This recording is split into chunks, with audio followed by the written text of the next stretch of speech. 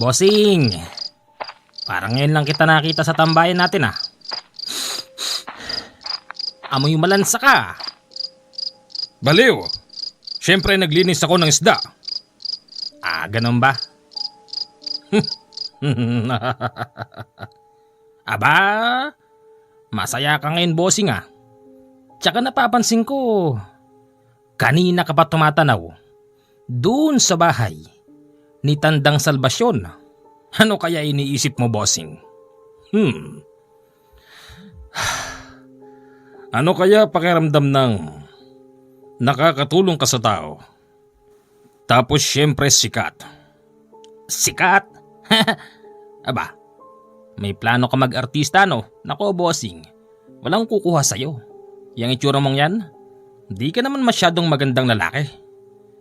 Hindi mo ba alam ang tumatakbo sa isip ko ha? Uno! Ano nga ba? Tsaka, nangingiti ka talaga pag tinitignan mo yung bahay ni Tandang Salbasyon. Ganito yan. Hindi ba't magkaibigan naman tayo? At lahat ng gusto mo ibinibigay ko.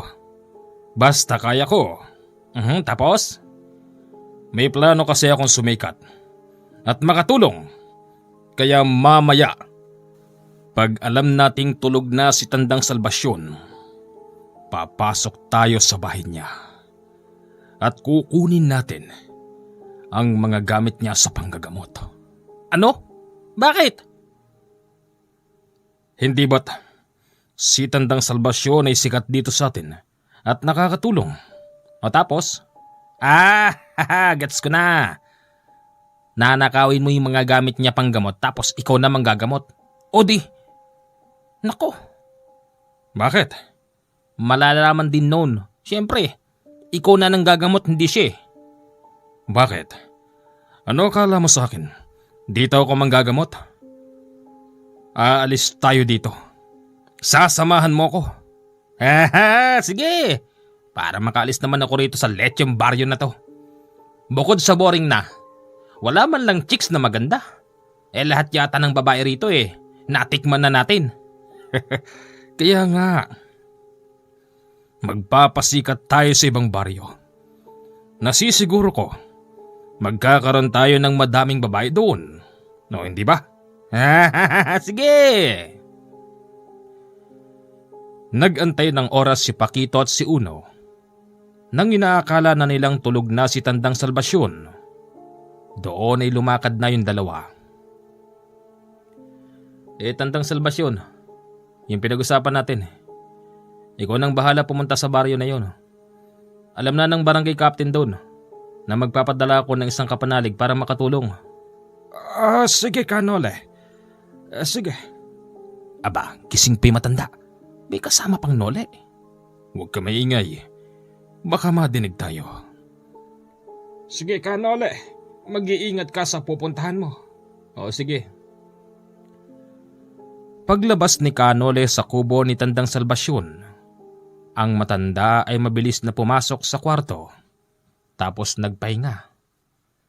Nakalimutan ng matanda. Isarado ang bintana sa likuran. Doon dumaan si Pakito at si Uno. Walang kahirap-hirap nang mapasok nila yung loob. Mabilis nilang pinagsasako ang alam nilang mga ginagamit ng Tandang Salbasyon sa panggagamot. Uy, Pakito! Bossing! Oh, bakit? Tignan mo to. May sulat. Anong meron dyan? May nakalagay dito. Palagay ko sulat yun ng nole. Ito yung authorized na si Tandang Salbasyon na ipapadala rito sa baryong... Basta! Tama-tama. Diyan tayo pupunta ngayon. Tara! Sa gabing yon nilisan ni Pakito at ni Uno ang kanilang baryong kinalakhan. Tinungo nila ang baryo kung saan napag-utusan si Tandang Salbasyon.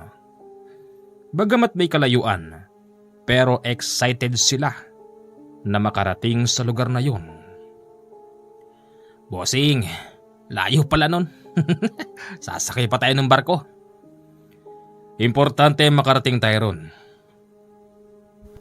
Umubos sila ng oras ng 2 araw.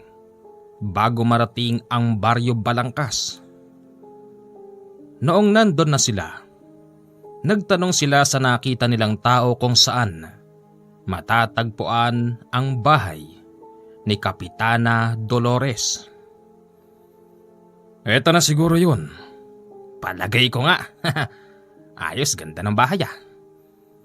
Tao po! Magandang hapon ho. Lumabas ang isang matandang, siguro ay nasa edad 50. Magandang hapon. Ako ang kapitana ng baryong ito. Meron ba akong maipaglilingkod sa inyo? Ako ho si... Sino? Ako ho si Nole. Nole? Ikaw na ba yan, Kanole? Oho, hindi nyo na ho ba ako natatandaan? Palibhasay, mahigit 10 taon na nakakalipas nang huli ako nang galing dito. Ay nako, Nole, pasensya ka na. Hindi ko kasi masyadong maalala yung mukha mo, pero natanggap ko naman ang telegrama mo na ikaw ang ipapadala rito ang kapanalig niya para makatulong sa mga tao rito sa amin. Siya nga ho pala ang alalay ko, si Uno. Magandang hapon po, Tandang Dolores. Anong Tandang Dolores? Hindi pa ako matanda. Kapitana Dolores ho pa pala. Kita mo? Nabubulol ka pa. Natatakot ka ba sa akin o ninenervyos ka? Nako, hindi po. Sige, tuloy kayo sa bahay.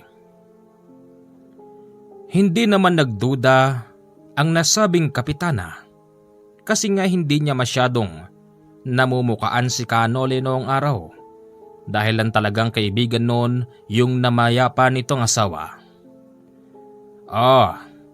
Dito kayong dalawa manunuluyan. Kapitana, baka naman pwedeng doon na lang. Doon? Kulungan yon ng aso ko. Ayusin na lang po namin. Hindi ho kasi kami masyadong komportable pagsama-sama tayo sa isang bahay. Kung pwede lang naman. Sige. Ipakukumpini ko yan sa mga bantay-bayan ko bukas na bukas. At siya nga pala, inaasahan na rin ng mga taga-baryo na darating ka. Talaga? Oo. Sa gabing yun, may dumating na isang bata at may kasamang isang magandang dalaga. Magandang gabi po, Kapitana. Buboy. Ikaw pala. Nabalitaan ko po. Dumating na raw po yung albularyo. Nandun. Sa kwarto, nagpapahinga. Tatawagin ko, sandali lang. Lumabas si Pakito. Ang pagpapakilala nito sa bata, siya daw si Kanole. Ikaw si Kanole? Bakit parang may mali? Paanong may mali? Anong mali sa akin? Kasi, sabi nung tatay ko, magandang lalaki raw si Kanole. Moreno, macho, tsaka hindi mataba. Baka naman kasi matagal na nung huling makita ko ng tatay mo.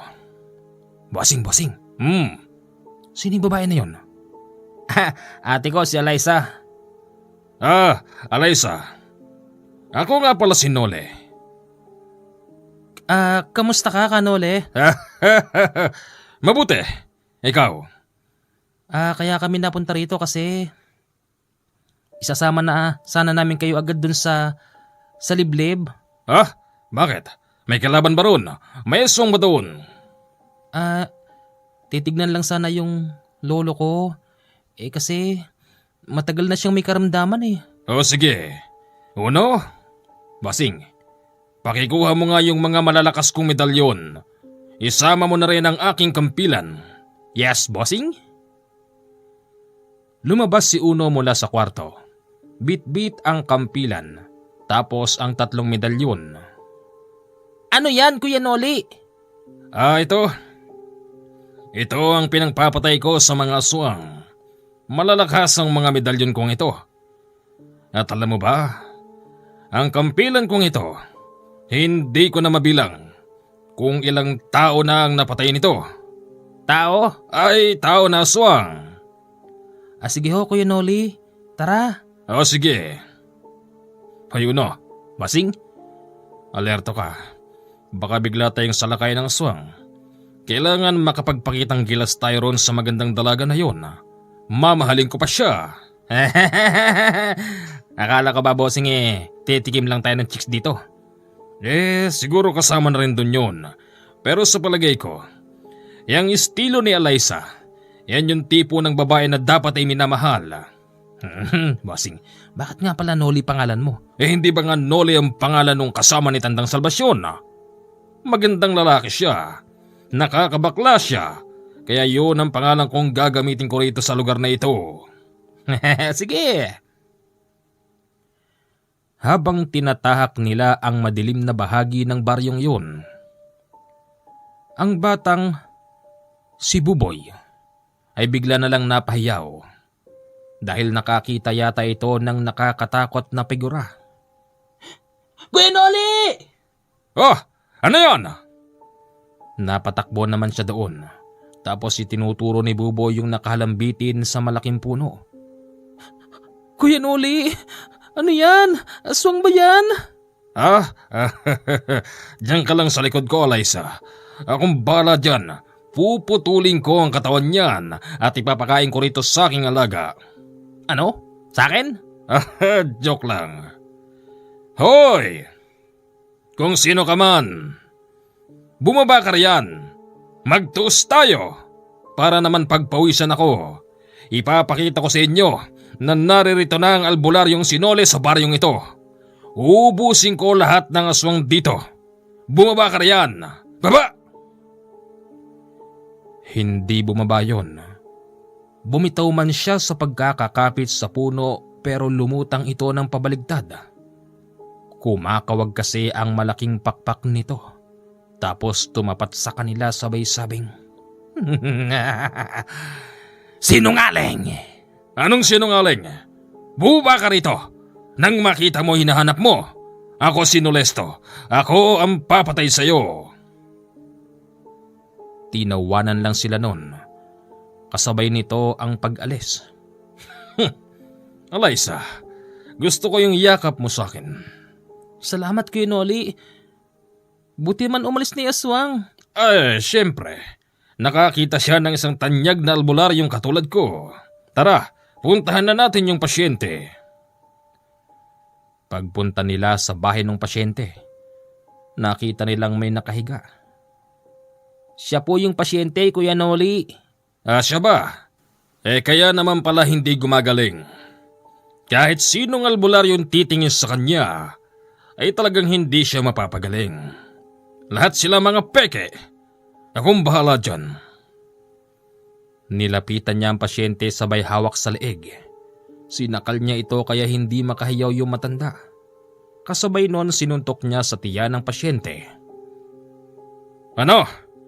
Ayos ka na ba, Tatang? Anong ginawa mo sa akin? Oh, tignan nyo. Nakapagsasalita na si Tatang at nakaya niyang tumayo mag-isa. Magaling na siya. Magaling na. Wow! Okay ka na, Tatang? Dahil yan sa aking kapangyarihan na pinagkaloob sa akin ni Diwata. Diwata? Ay, may gabay kang diwata, Kuya Noli. Siyempre. Alam mo, ang sabi sa akin ng gabay kong Diwata, hindi sa lahat ng pagkakataon ay kailangan mong gamutin ang pasyente gamit ang malambot kong kamay. Kung kinakailangan daw manakit gawin ko para gumaling ang pasyente. Kaya yan, nakita nyo naman. Napapalakpak pa ang magkapatid matapos silang pakitahan ng nagpapanggap na Nole. Tunay nga namang nakatayo yung matanda kasi dati hindi raw makatayo yun. Uno? Basing, pumunta ka sa labas. Yung nakita kong kakaibang halaman doon, kunin mo, madali ka. Alin yung puno? Hindi, yung dahon lang na malapad. Sige, bossing. Pagbalik ni Uno, Bitbit na nito ang kakaibang dahon. Tatang, tumalikod ka. Sige. Pagtalikod ng matanda, nagsindi siya ng kandila.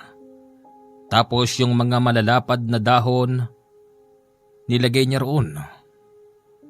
Ano bang ginagawa mo? Tinatapalang ko lang ang likod mo. Pinaso ko lang ng kaunti ang mga halamang gamot na ito.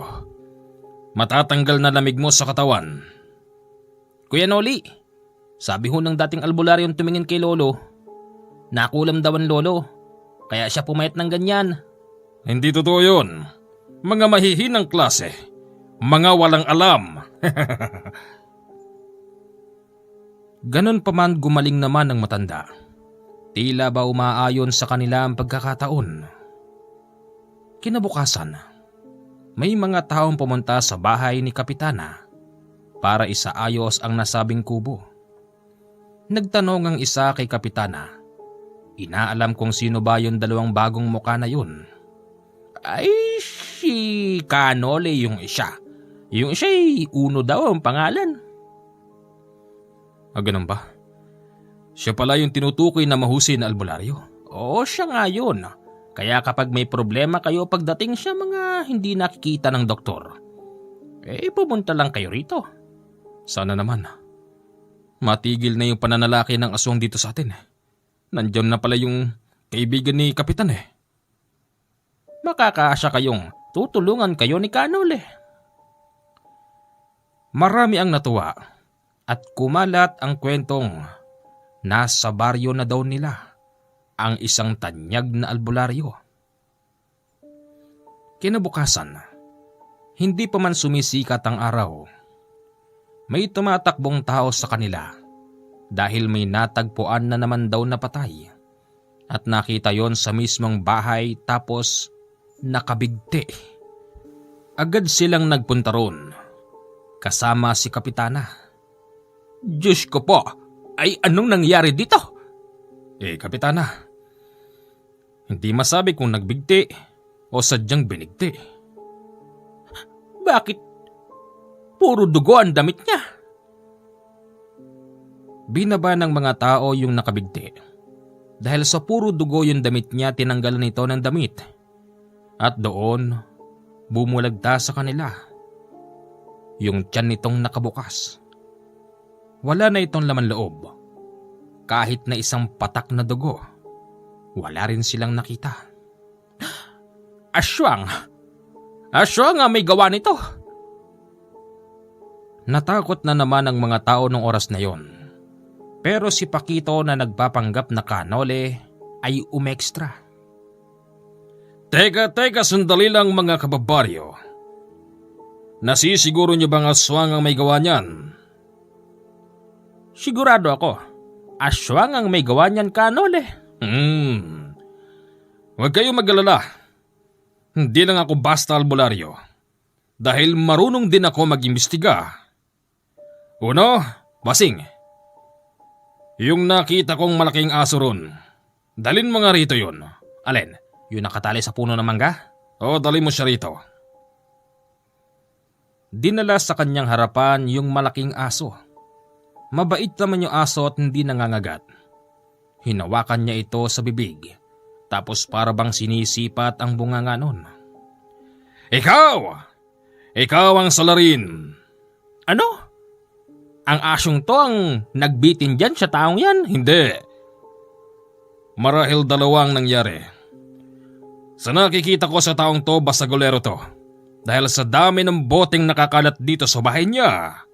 At sa palagay ko ang nagbitin sa kanya, yung kainuman niya kagabi. Tapos, ang asong to ay inosente. Sa pagkakakala niya ay karne ang ibinigay sa kanya, winakwak ng kainuman ng taon to ang kanyang tiyan at kinuha laman loob tapos ipinakain sa asong to. Tignan niyo ang daming tapak-tapak dito. Kung saan tumungtong ang nagbitin sa kanya. Napaoo naman ang mga tao. Ibig sabihin, hindi aswang ang gumawa nun. Ibig sabihin ng dati nitong kainuman. Nang dahil doon nagsagawa ng operasyon ng mga taga-barangay. Pilit nilang inalam kung sino ba ang kainuman ng taong yung kagabi hanggang sa kanilang mapag-alaman ang kainuman nito ang sarili niyang kapatid na tumakas na rin nung araw na yun. Bossing, Ano yon? paano mo napapaniwala yung mga tao rito na ikaw si Kanole? Wala na akong pakialam doon, Uno. Ang importante sa akin nakakatulong ako. Kita mo naman kung paano ko napabilib ang mga tao rito. Ayan, humahanga na sila sa akin. Kinagabihan nagayak ng inuman si Kapitana. Dumating ang ibang mga konsihales. Humarap noon yung dalawa. Tumagay muna kayo. Nandirito ang mga konsyal ko. Nako. Hindi po ako umiinom ng konti. Aba, sino ba taong yan? Konsihal. Siya si Kanole ang siyang tanyag na albularyo. Ganun ba? Magpapakuha pa ako sa bahay ng mga inumin kung hindi siya umiinom ng konti. Nako Brad, pasensya ka na kasi pag uminom kami konti-konti lang eh. Ayos lang yung Kapitan. Mas makabubuti sa inyo wag na kayong uminom. Masama yan. Tsaka alam nyo ba? Ang alak ay parang drugs. Tignan nyo yung bote. May demonyo. Kapag kayo'y nadampian ng alak at nailagay nyo sa ulo, papasok ang mga demonyo sa isip nyo at makakagawa na kayo ng masama. Napatulala silang lahat dahil sa sinabi nun. Nang dahil doon nagsigsitayuan ang mga konsihales at umuwi.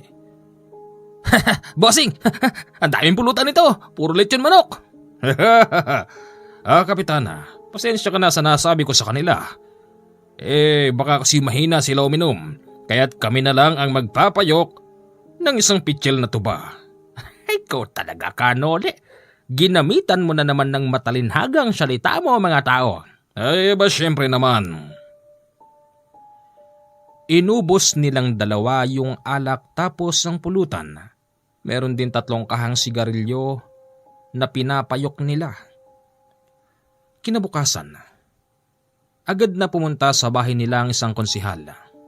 Ayon dito, meron na naman daw nangyari. Bakit konsihal? Ano na naman ang nangyari? Kapitan, kailangan ko sana yung albularyo .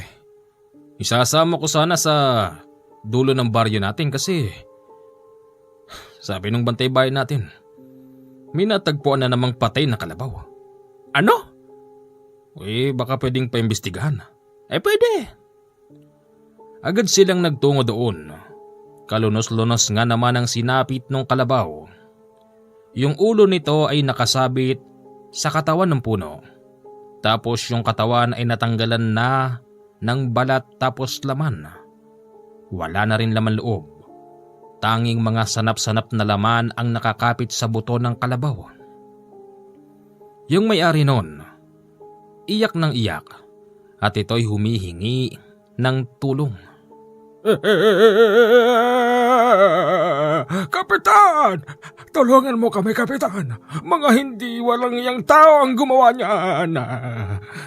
Huwag ka mag-alala. Naririto si Kanole, tutulungan ka niya. Papatayin ko sila kapag nakita ko sila. Mga walang hiyang tao sila. Huwag ko kayong mag-alala. Nasisiguro ko na sa lahat ng mga tsismosong nakapaigot dito, merong mata. At ang matang yon ay iyaharap ko sa inyong lahat ngayon. Lumakad siya. Pumunta siya sa likod kung saan marami pang taong nakikiisyoso. Kasabay noon ang pagdampot sa isang lalaki at nginudngud niya sa palayan. Teka, sandali lang. Anong kasalanan ng isang yan? Ang isang ito ay lookout nila kagabi at isa rin siya sa nakinabang sa pinagbentahan ng kalabaw. Aminin mo! Wala po akong alam dyan. Hindi po totoo yun. Anong hindi? Hoy, ang katangian ko bilang isang albularyo ay kaya ko magbasa ng isipan ng tao. Ano? Aminin mo? O makakatikim ko sa akin ngayon? Anong gagawin mo dyan sa itak na yan? Hindi ito itak. Isa itong makapangyarihang kampilan. Marami na itong pinatay na aswang. Maawa ka po sa akin. Nagsasabi po ako na totoo. Hindi po ako kasama sa mga pumatay sa kalabaw na yan. Ganon. Habang nakangudngod ang kawawang lalaki, pinagtatadyakan niya ito ng ilang ulit dahil ayaw umamin. Ang plano niya ay susugatan niya pa yung ulo ng lalaki, pero pinigil siya ni Kapitan. Wag mong gagawin yan. Pinagmumuka ako nitong sinungaling. Kailanman ay hindi ako sumablay sa aking pagkakatingin sa isipan ng tao. Sa oras na makita ko ang isipan ng tao, nababasa ko ang nilalaman noon. Imbestigahan niyong maigi to. Dalhin niyo sa barangay. Ikulong, kulatain, paaminin. Sige. Ang hindi nila alam, yung batang dinala nila ay taga-kabilang baryo. Ikinulong nila yung bata at pilit nilang inaalam kung sino magulang noon. Kaya pala hindi nila malaman kasi ang batang yon ay taga-kabilang baryo at kasalukuyan lang nakikiisyoso doon nung oras na yun. Ngayon nang malaman ng pamilya noon ang nangyari, galit na galit ito sa Kapitan del Barrio. Pinuntahan nila ang batang nakakulong sa barangay. Nilalabas ito ng pilit. Kung hindi raw ilalabas, papatayin daw nila ang nasabing kapitan at lahat ng mga nasa barangay. Kapag hindi nyo nilabas ang anak ko, papatayin namin kayo. Hindi nyo kami kilala. Mga dati kaming tulisan. Kita naman sa bewang nila yung mga nagbubukulan na baril at ang isang kasama nila ay may bitbit na sako. Napansin nilang merong mahabang baril sa loob noon, kaya wala silang nagawa kung hindi ilabas ang kawawang bata. Itay, wala silang kasalanan. Ang may kasalanan sa mga sugat ko, yung mayabang na albularyong may pangalan na Nole. Ganon? Saan matatagpuan ang taong yon? Dahil sa pamimilit nila, may isang umamin na yung taong pinatutungkulan ay nasa loob ng bakuran ni Kapitan. Inaakala ng lahat na yun ding oras na yon ay pupuntahan nila ang sinabing albularyo, pero hindi pala at nag-iwan lang ito ng banta. Albularyo! Kakalawitin kita sa dilim. Tandaan mo yan. Tandaan mo yan! Umalis sila bitbitang sugat ang bata. Tapos, nagpaplano sila sa kinagabihan upang salakayin ang nasabing bahay ni Kapitan. Kapitan! Kanole? Bakit naman hinayaan yung makuha yung batang yon? Dapat idiniretso na natin sa police station para sana nasampahan ng kaukulang kaso. Bata pa yun. DSWD ang magtatangan sa kanya. Kahit na. Importante hindi siya makauwi sa kanila. At saka ano yun narinig kong babalik daw sila ngayong dilim. Kakalawitin daw nila kami sa dilim. Oh, come on. Marami ng taong nagbanta sa aking buhay. Yung iba dyan, mga matataas pang kalibre ng armas ang gamit. Yung iba dyan, mga gabunan, mga bangkilan, pero hindi sila nagtagumpay. Hindi nila kami kaya, Kapitan. Itaga mo yan sa bato kahit na dumating pa sila ngayon. Nako talaga, Kanole, kaya siya yoko eh. Tulog na yung dalawa nung oras na dumating ang pamilya ng bata. Naalimpungatan lang sila nang biglang umalingasaw ang napakabahong amoy. Bossing, mutot ka ba? Bossing, baho naman ang utot mo. Ano? Anong umutot? Hindi ako umutot. Baho. Ikaw mabaho. Ikaw ang umutot. Hindi, bossing. Napabangon yung dalawa dahil sa mabahong amoy. Pagtingin nila sa bintana, nakita nilang meron dalawang taong nakasampay ang kamay Sino kayo? Baka nagkakamali kayo ng bahay na pinapasok. Pipiliin niyo papasukin yung bahay. Sa kabilang bintana meron din.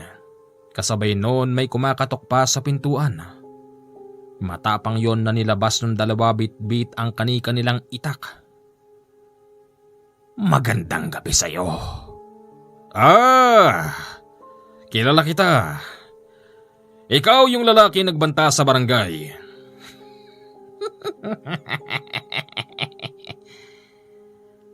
Nandito kami. Para maningil. Maningil? Galingan mo lang sumingil. Baka suklian pa kita. Albularyo ka daw. Isa kong albularyo. Ngayon alam mo na. Alam mo na rin siguro na hindi ako basta tinatalaban ng bala. Alam ko.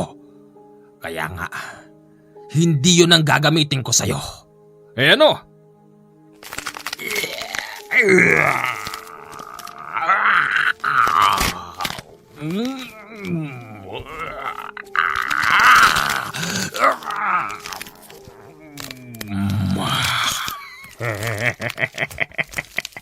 Humanda ka, albularyo. Papatayin kita ngayon. Kakainin ko laman loob mo. Kasama yang alalay mo. 4 na mga lalaking itsurang aswang ang sabay-sabay na sumugod sa kanya.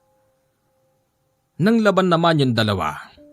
Kaya lang, hindi umuubra ang kanilang mga itak hanggang sa nagtatakbo sila sa loob. Sinuot niya ang kanyang medalyon, kinuha ang kampilan tapos lumabas. Habang ang alalay nitong si Uno isinubsob na yung muka sa sahig. Bossing! Bahala ka na dyan! Akong bahala rito, papatayin ko mga ito. Gamit ang kanyang medalyon, umaasa siyang tatalunin niya ang mga aswang. Gamit din ang kanyang kampilan, umaasa itong hahatiin niya ang mga katawan ng aswang. Pinaghahalipaw niya ito gamit ang kampilan. Sa kasamaang palad, mabigat pala yun. Kaya isang hataw lang ang nagawa niya. Bigla siyang bumagsak at tinangay siya noon. Mabigat ba? Ano? Wala ka ng panama ngayon. Sige, subukan nyo. Lumapit kayo sa akin kung kaya nyo ako. Hinahamon ko kayo. Nagtapang-tapangan siya ng ganon. Kaya't sabay-sabay sumugod ang aswang dahilan kung bakit nasugatan ang katawan niya. Habang tumatagas ang dugo ko, mas lalo akong tumatapang. Nung mga oras na yon si Kapitana ay nanonood lang. Nagtataka ito, bakit nasusugatan siya ng mga aswang? Ayon kasi sa kwento ng namayapan nitong asawa, si Kanole daw pag nasugatan ay agad ding naghihilom. Kinuha niyang muli ang kampilan niyang nakatarak sa lupa at pinaghahataw ng ilang beses ang mga aswang. Sa kasamaang palad hindi man lang siya makatama. Siya ngayon ang tinatamaan hanggang sa nagkanda sugat-sugat na ng malalim ang kanyang katawan. Anong akala mo? Diyos ka na hindi tatalaban ng matutulis naming mga kuko. Walang kwentang albularyo. Nang mapansin ng mga kalaban niya na wala na siyang kalaban-laban at tulak na lang ang gagamitin para ito'y matumba, unti-unti na silang nagbalik sa dati. Ano? Bakit kayo bumabalik sa dati? Ibalik nyo pagiging aswang nyo. Labanan nyo ako ng parehas. Mga duwag! Mga duwag! Isang tumba na lang sa'yo. Mamamatay ka na. Kaya pasensya ka na. Hindi ka na namin gagamitan pa ng pagiging aswang. Mabait pa rin naman kami. Bibigyan ka namin ng pagkakataon na umalis sa baryong to. Umuwi ka na kung saan ka man nanggaling, Nole. Umalis ang mga aswang nung mga oras na yon. Dali-dali namang lumalabas si Uno at si Kapitana para bitbitin siya papasok sa loob ng bahay. Nako, bossing. Ang lalalim ng sugat mo. Ayos lang yan. Hindi nakakamatay ang sugat. puro kakasikayabangan, Nole. Bakit nilabanan mo yung dami nun? Kapitana, ginawa ko yun para maisalba baryong to. Ano? Para maisalba, bakit? Ginulo ba nila ang baryo? Hindi. Nakikilala ko ang mga yon. Yon yung pamilya nung batang binugbog mo. Yung ipinakulong mo sa barangay. Diyos ko, nagkamali yata ako. Saan? Saan ka nagkamali? Wala. Ay nako, dalhin ka na namin sa ospital. Nagpadala naman siya sa ospital. Kaya lang kinabukasan gusto na niyang lumabas. Bossing, hindi pa nga po pwede. Baka mamaya lumalayang sugat mo eh. Kailangan kong umuwi. Kailangan ko pang gumante. Bossing, isang beses ka nang nakakalaban ng aswang at nasubukan mo nilakas nila. Umuwi na tayo. Suli na natin kay Tandang Salbasyon yung mga gamit na yan. Sige na. Sige na, bossing. Ayoko. Paninindigan ko ito. Tandaan mo, hindi ko pa nadadali si Eliza. Bossing naman, mamamatay ka na. Tawag ng laman pa yung iniisip mo. Kaya ko nga ito ginawa, diba? Para makapang babae rito. Nakita ko si Eliza lang ang karapat dapat na bembangin. Bossing, tigil mo na yan. Suli na natin gamit na yan. Parang may sumpa yata yung mga gamit ng matanda na ini. Di ka naman talaga albularyo eh. Di ka naman talaga sinoli, nagpanggap ka pa. Yan, baka diyan ka pa mamatay. Umuwi ka na. Hindi ka lang din naman pala susunod sa gusto ko. Umuwi ka na lang sa inyo. Pero wag na wag kong malalaman na isusumbong mo ko kay Tandang Salbasyon. Bossing, hindi kita iiwan. Dito lang ako. Eh gano'n naman pala eh. Pues magtiyaga ka. Sige. Isang linggo siyang nanatili sa ospital.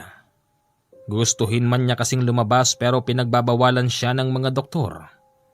Nang dahil doon, nakagastos tuloy si Kapitan ng medyo may kalakihang halaga. O Kapitana, pwede na po siyang lumabas. Ay nako, salamat naman. Pagbalik sa bahay, nakita nilang ang dami-daming tao. Oh, bakit may mga tao rito? Ayon sa isang tao, gusto raw nilang magpagamot.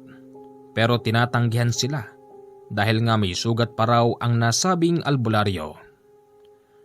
Magpapagaling muna ako mga kasama. Napalaban kasi ako sa isang damukal na aswang na sumugod dito kagabi. Pero kahit na madami sila, nasisiguro ko nakapatay naman ako sa kanila ng 5. At ako naman sugat lang ang tinamo. Bossing, hindi kagabi. Baka mahuli ka niyan. Ay, nung nakaraang linggo pala. Oh, pasensya na kayo, medyo naapektuhan kasing isip ko naging. Bahagya akong makakalimutin. Walang ni isang tao ang umayon sa sinasabi niya nung oras na yon. Maging ang mga tao ay nagdududa na kasi parang may mali.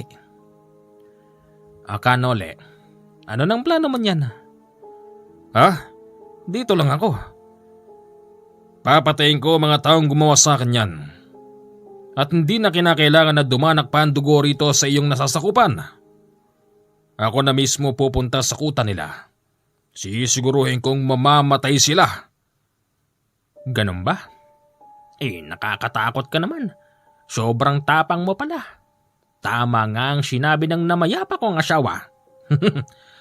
Akong bahala. Kinagabihan, naggagayak na naman si Pakito at si Uno. Bit-bit ang mga ninakaw nilang gamit kay Tandang Salbasyon. Lalabas na sana sila ng tinutuluyan nilang kubo nang biglang may sumipa sa pintuan. Tapos pumasok ang 7 lalaking may bit-bit na mahahabang baril. Sino kayo? Anong kailangan niyo sa amin? Di ba sinabi ko sa'yo na umalis ka na rito sa baryong to? Makulit ka pa rin, Nole. Kaya't wawakasan ko na ang kahibangan mo. Hindi ka namin tinuluyan nang gamitan ka namin ng pagiging aswang. Ngayon, barel ang gagamitin namin sa'yo. Bibigyan pa kita ng pagkakataon. Magdasal ka muna. Anong magdasal? Hoy, Hindi ako tinatalaban.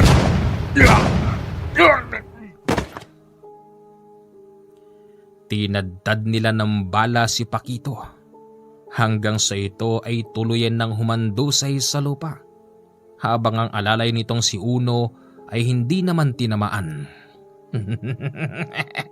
Hoy! Bitbitin mo na yung amo mo at iuwi mo na! Iuwi mo na! Ha? Huwag niyo ako papatayin! Umalis ang mga yon. Pagkaalis nila, pumasok si Kapitana. Nakita niyang kalunos-lunosang sinapit nang inaakala niyang si Kanole. Bumaha ang dugo sa salas ng kubo na yon. Tadtad ng bala ang buong katawan. Ultimong ang dalawang mata nito ay tumalsik dahil na rin sa dami ng balang tinamo ng buo niyang katawan. Agad na nagdatingan ang maraming taong nakadinig ng sunod-sunod na putok. Doon, sinimulan na ni Uno ang pag-amin. Sinabi niyang Pakito ang pangalan ng kasama niya at hindi Nole. Sa kagustuhan lang daw ng kasama niya na makatikim ng ibang putahing babae sa ibang baryo at sumikat tapos tumulong. Ganon naman ang sinapit nito. Yun po ang totoo. Patawarin niyo po kami. Yan ang napapala niyo.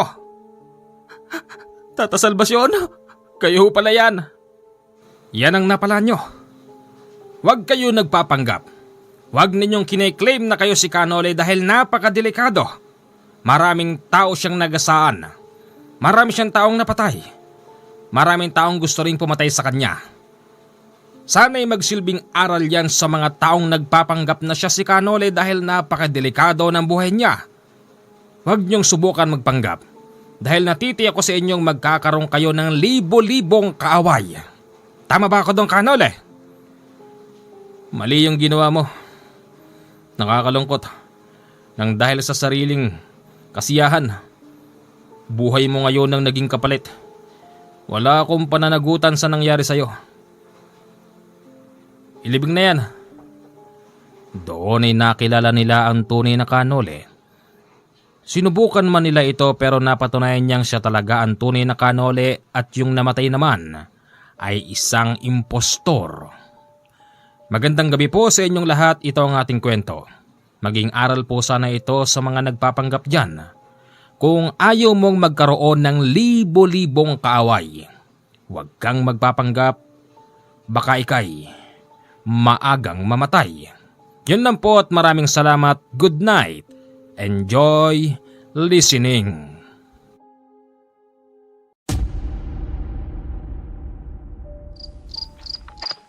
Bossing, parang ngayon lang kita nakita sa tambayan natin ah. Amoy malansa ka. Baliw! Siyempre naglinis ako ng isda. Ah, ganun ba? Aba, masaya ka ngayon bossing ah. Tsaka napapansin ko, kanina ka pa tumatanaw doon sa bahay ni Tandang Salvacion. Ano kaya iniisip mo bossing? Ano kaya